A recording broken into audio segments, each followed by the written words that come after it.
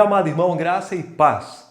Hoje eu gostaria de convidá-lo a uma reflexão sobre algo importantíssimo. São aqueles nossos projetos frustrados. São os projetos, aquelas boas intenções do nosso coração que não saem do papel, que não são executadas. Talvez até começa, mas dura muito pouco e você para. Então você se sente uma pessoa muito preguiçosa, uma pessoa que não consegue dar cabo, chegar ao final daquele seu projeto. E isso deixa muito frustrado. Por quê? Porque você se acha uma pessoa incapaz, uma pessoa que, sabe, talvez tem que fazer uma dieta e não consegue, que precisa, que é inteligente, que é sábio, ler a Bíblia todos os dias para se alimentar e ter força para lutar e não consegue. Sabe do poder da oração, mas não faz uso da oração. É uma pessoa que sabe onde pode chegar como pai, como marido, como esposa, como mãe e não chega àquele patamar de espiritualidade que pode abençoar e abençoará o cônjuge, abençoará os filhos. E você se sente então uma pessoa, talvez a mais miserável do mundo, uma pessoa que sabe a verdade, mas não a pratica. Pastor, então o que eu faço? Por que isso? Eu vou trabalhar o problema central e depois nós falaremos sobre cuidados ou dicas para como você driblar esse problema.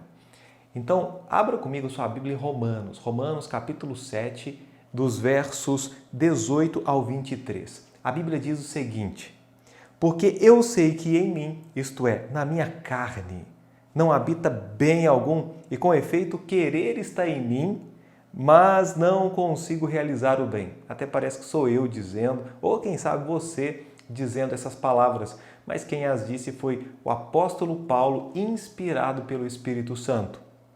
Porque não faço o bem que quero, mas o mal que não quero, esse faço.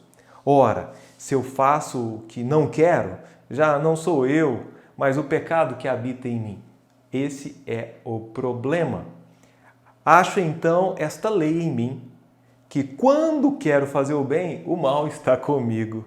Porque, segundo o homem interior, tenho prazer na lei de Deus. Eu amo a Deus, eu amo a lei de Deus, que é a Bíblia.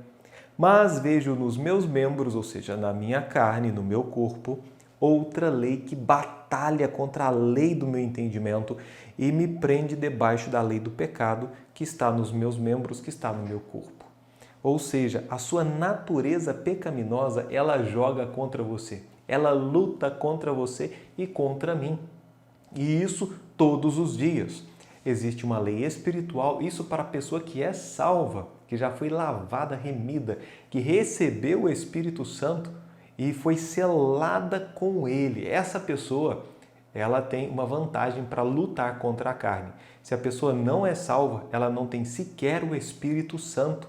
De acordo com Efésios 1:13, o Espírito Santo vem habitar quando a pessoa ela aceita, quando ela crê em Jesus Cristo e ela é selada com o Espírito Santo da promessa. E ele nos testifica da verdade, ele nos guia na verdade, ele nos consola, ele é fonte de vida. E precisamos muito do Espírito Santo, porque aí sim podemos dizer que maior é o que está em nós do que o que está no mundo. Então, para um cristão, mesmo tendo o Espírito Santo e tendo amor à lei de Deus, ainda permanece essa carne, uma carne que ela luta contra nós todos os dias. E você sabe que precisa acordar mais cedo e sua carne não quer levantar. Você sabe que não pode comer determinadas coisas por causa do seu colesterol, por causa de uma pré-diabetes, por causa da sua obesidade e você acaba sendo inclinado a fazer o errado por causa da sua carne. Talvez pensamentos impuros que você sabe que deve descartá-los, mas sempre a sua carne quer voltar a ter uma meditação em pensamentos que são lascivos, que são terríveis para a sua vida espiritual. Então, pastor, eu quero ser alguém melhor, quero ser um cristão mais evoluído, quero subir degraus da minha santidade. E eu tenho projetos de vida.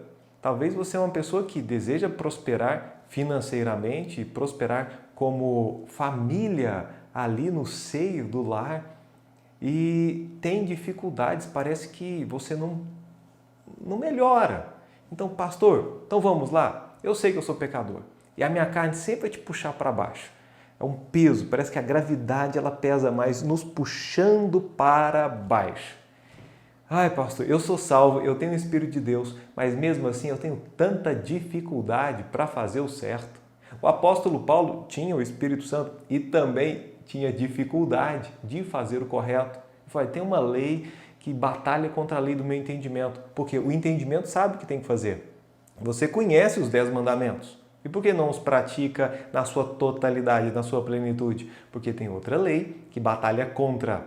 E ela não vai te deixar, não vai te abandonar até que seu corpo seja glorificado, até que Jesus venha buscar a igreja. E isso pode levar um tempinho. Então, é agora a nossa luta. Vamos lá, dica número 1. Cuidado para não fazer apenas o que dá vontade de fazer. Para com isso. De fazer só aquilo que você sente vontade de fazer. Se você fizer assim, você será uma pessoa fracassada. Não dependa das suas emoções. Não dependa se você está se sentindo bem para fazer aquilo que é certo, aquilo que é correto. Você simplesmente fará porque é o correto e isso é a semeadura para uma boa colheita. Então para de ser dependente emocional e nessa dependência carecer de alguns estímulos emocionais para fazer ou deixar de fazer algo que é lícito, algo que é correto. Então, preste atenção nisso. E a Bíblia diz em 1 Coríntios 15, 58, portanto, meus amados irmãos, sede firmes e constantes, sempre abundantes na obra do Senhor, sabendo que o vosso trabalho não é vão no Senhor. É aquela história de que nós devemos aprender a sermos constantes. Se você tem um trabalho, começa às 7 da manhã, você tem que acordar antes. Ah, mas hoje eu não quero. Hoje deu aquela chuvinha, um tempinho fresco, eu quero dormir mais. Você não para no emprego. Como consequência disso, não conseguirá cumprir as responsabilidades financeiras da sua casa. E as contas de água, de luz, telefone, supermercado, elas virão. E a pessoa, porque ela não fez o que deveria ter feito, apenas porque não lhe deu vontade, ela depois se vê no momento de pobreza. E se ela é despedida por justa causa, quando ela procurar outro emprego e carecer de uma boa recomendação por parte do empregador anterior, ela não conseguirá. Então nós temos aí uma pessoa que não está disposta a pagar o preço agora, ou seja, sentir a dor agora para vir o prazer depois. Isso tem a ver com a lei da semeadura. Primeiro você vai trabalhar a terra, arar a terra, lançar a semente, regar, se livrar-se das pragas, esperando a colheita que chegará em boa hora e trará fartura de pão na sua casa. A Bíblia diz isso em Provérbios 28, 19. O que lavrar a sua terra virá fartar-se de pão, mas o que segue os ociosos se fartará de pobreza. Perceba, o que segue os preguiçosos fartar-se-á de quê? De pobreza, terá muita pobreza. Agora, aquele que está disposto a lavrar a terra, a pagar o preço, a sentir a dor, essa pessoa será abençoada e abençoará a sua casa e aqueles que estiverem no seu entorno. Perceba uma questão do imediatismo. É uma questão do prazer, uma pessoa hedonista que está buscando o prazer agora, que vive por causa do prazer. Por que o ocioso não trabalha? Por que ele não foi lá lavrar a terra? Porque ele quer ficar relaxado. Ele não quer pagar a dor de calejar a sua mão, de ficar debaixo de sol forte, de ter que trabalhar durante todo um dia, de suar a sua camisa. Essa pessoa está buscando prazer momentâneo, imediato. Mas a consciência dela já acusa porque ela sabe que não haverá colheita. Se não planta, não há colheita. Mas a pessoa que está disposta a pagar o preço agora, querendo ou não querendo, eu farei o que preciso fazer para o bem da minha família, para o meu bem, para a glória de Deus. Essa pessoa é bem-aventurada. E a Bíblia continua e fala também em Provérbios 12, 11, quase a mesma coisa. O que lavra a sua terra se fartará de pão, mas o que segue os ociosos é falto de juízo. Falta juízo na cabeça, porque essa pessoa, ela empobrecerá e será uma pessoa carente. Talvez ela quererá comprar um par de tênis para os filhos e não consegue, e tem ali uma vontade muito grande de levar a esposa para comer fora e não consegue, não pode. Por quê? Porque está seguindo os ociosos. E o que é o ocioso? É aquele que não quer trabalhar porque ele quer um prazer imediato. Para que trabalhar? Eu vou descansar. E isso tem a ver com tudo da nossa vida. A inconsequência. Queremos, por exemplo, ter boa saúde, mas não estamos dispostos a acordar um pouco mais cedo para fazer atividade física. Talvez você deseja se livrar do sobrepeso, está com colesterol alto, está com dificuldade aí com a diabetes, ou já está pré-diabético, mas você não regula a sua boca, você quer o prazer imediato. Enquanto está ali, você mastiga e as papilas gustativas estão sentindo o sabor, passou para a garganta, acabou. E depois vem o peso da consciência e das consequências dos seus atos. Então é o prazer a curto prazo. Esse é o maior problema, a maior dica que eu dou hoje é essa, de tomar cuidado, paga o preço agora, para que depois você desfrute o prazer daquilo que você fez. Eu não gosto, talvez é uma criança, eu não gosto de comer fruta, eu não gosto de verduras. Tudo bem, não precisa gostar, mas coma. O seu corpo vai agradecer. Eu não gosto de praticar exercício. Não importa. Eu não gosto de ler a Bíblia, pastor. Eu não gosto de ir à igreja. Não importa, não seja dependente da sua vontade. Faça o que tem que fazer e você será abençoado. Quantas vezes eu fiz coisas certas sem a vontade de fazer? Talvez eu não comecei com vontade, mas depois a vontade veio. Ou depois do final, do dever cumprido, valeu a pena. Como valeu a pena? Ainda bem que eu não ouvi a minha emoção, a minha vontade de ficar em casa, de descansar, de dormir um pouco mais, de não me levantar, de não ler, de não estudar. Quantas pessoas hoje se arrependem porque queriam um prazer imediato e por isso não estudaram? Tiveram recomendação dos pais, tiveram incentivo financeiro para estudarem, para fazerem cursos técnicos, a cursarem uma boa faculdade e não fizeram, ou fizeram uma faculdade muito mal feita. Queria prazer na hora, não vou estudar agora, eu vou sair com meus colegas, eu vou para a lanchonete, eu vou jogar um futebol, vou dormir mais tarde, assistir um filme, e não estudou. Prazer, imediatismo. Isso aí é característica de gente imatura. Depois vem a pobreza. E mesmo se formando, não se torna um bom profissional. Por quê? Porque quis o prazer imediato. Presta atenção, as pessoas bem-sucedidas, elas estão dispostas a suportarem a dor no início para terem um prazer depois.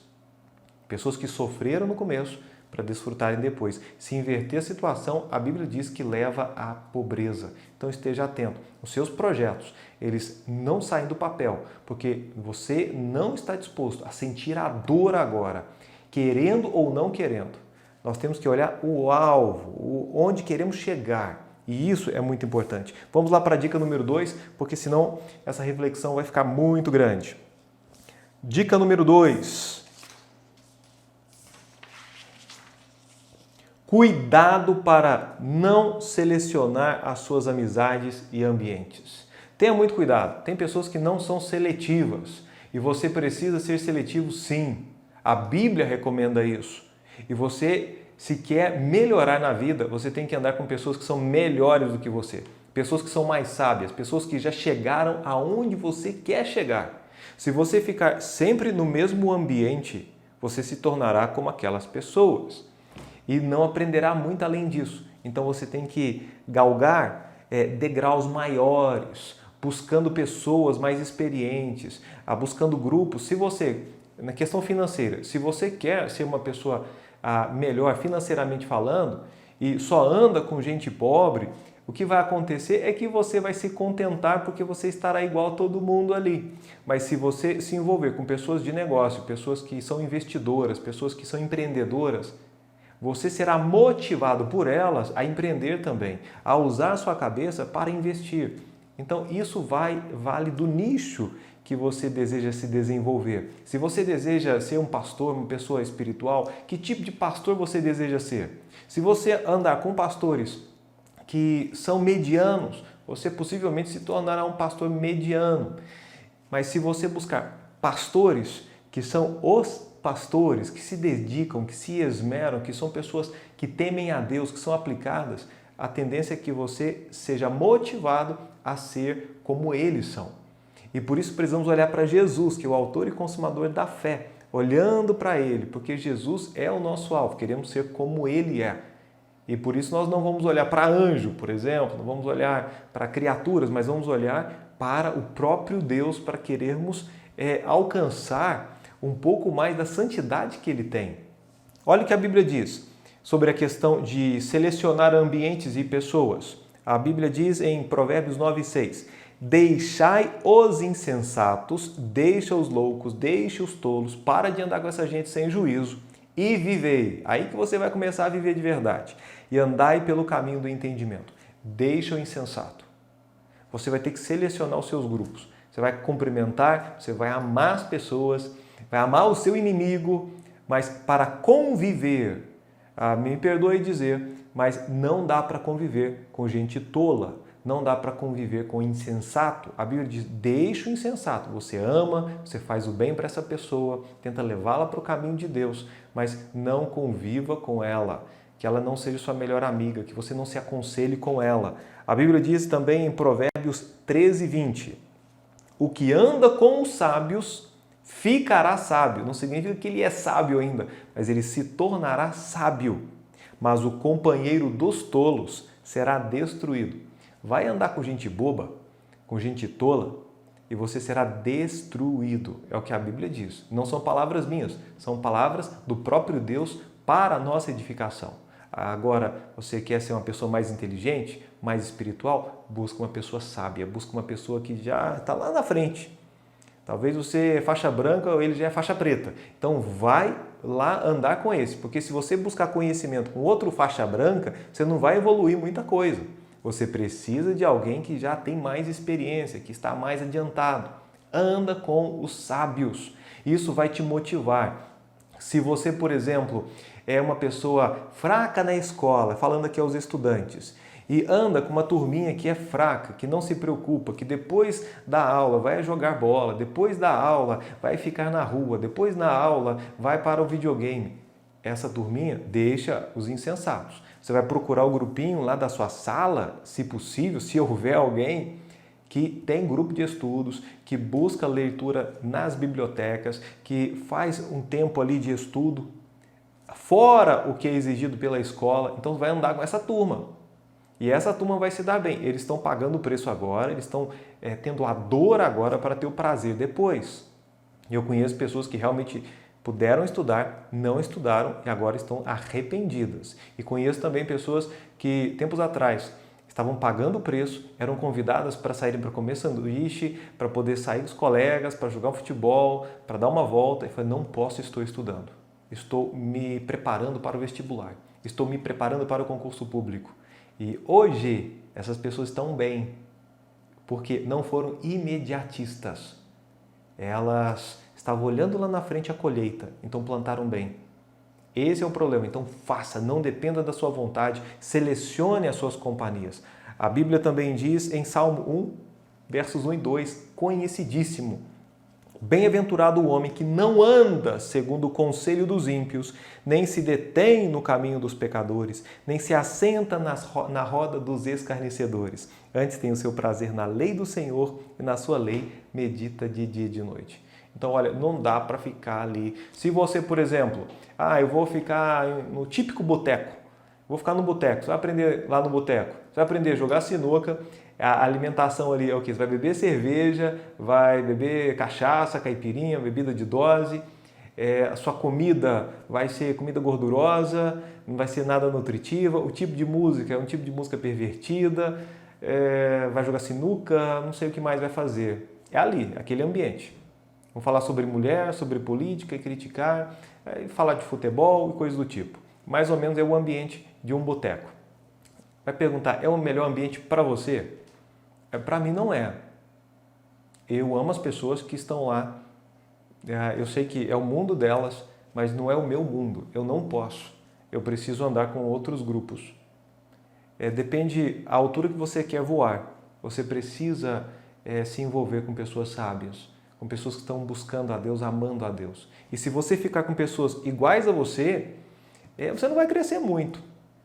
Você vai ficar contente do jeito que você está, seja financeiramente, espiritualmente, fisicamente. Se você precisa de fazer uma dieta, você vai andar com gente que está fazendo dieta, vai andar com gente que está fazendo exercício físico, com pessoas que estão lá na frente.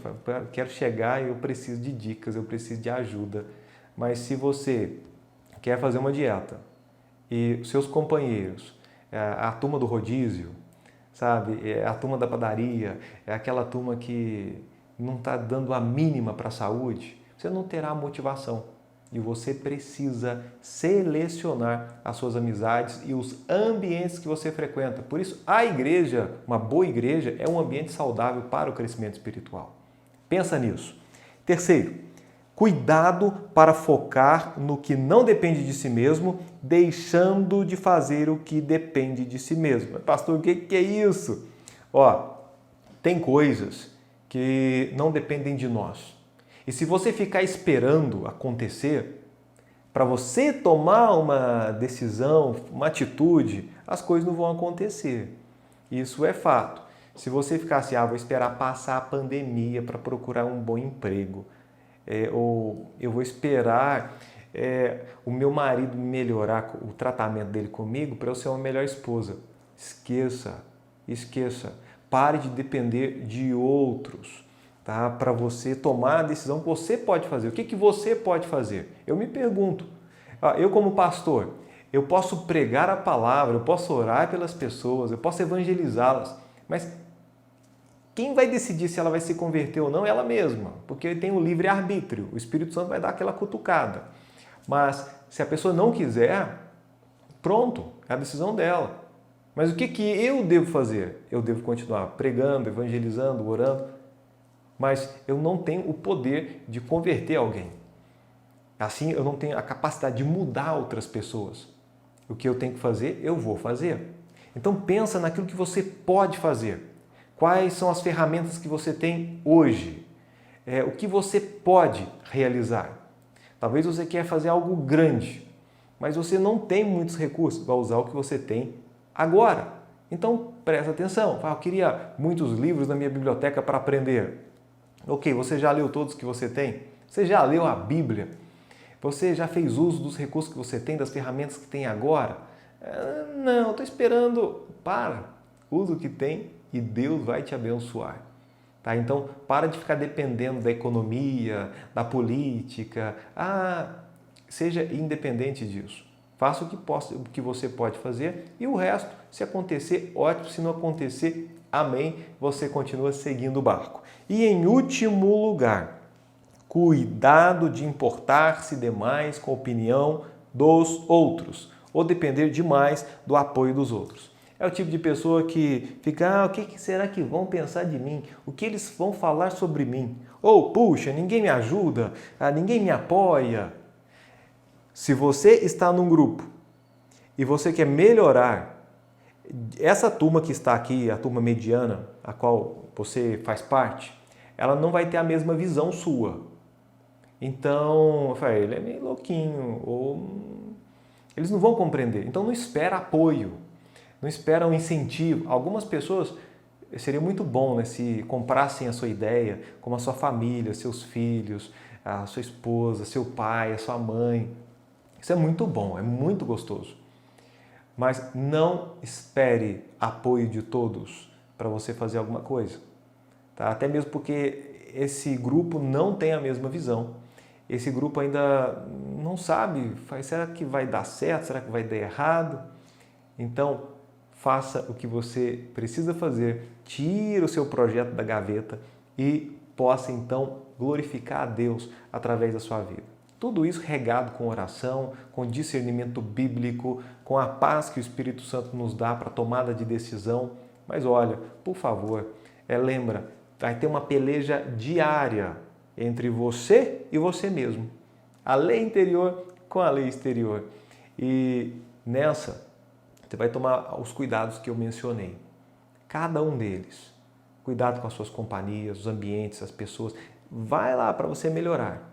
Tá? E eu tenho certeza que Deus vai abençoá-lo, porque você quer e vai fazer independentemente da sua vontade, porque é certo fazer e a colheita ela vem depois. Aquela esperança de fazer o correto agora e não temer o futuro. Você não precisa temer o futuro, porque você está fazendo bem agora. Mas se você está usando o tempo para ter o prazer imediato, as consequências depois elas serão desastrosas. Isso eu te garanto. Então que Deus o abençoe. Vamos aí trabalhar para Deus, que os seus projetos eles recebam aí a outorga divina, que sejam os próprios projetos de Deus na sua vida. Vamos orar. Pai eterno, obrigado. Louvamos ao Senhor pela bondade, pelo livre-arbítrio e também eu peço que o Senhor nos ajude, ó Pai, em nome de Jesus, a tirarmos esses projetos da gaveta, a fazermos aquilo que o Senhor nos comissionou a fazer, a cumprir, ó Deus, a andar rapidinho a carreira que nos está proposta. Ó Deus, ajuda-nos. Em nome de Jesus. Amém.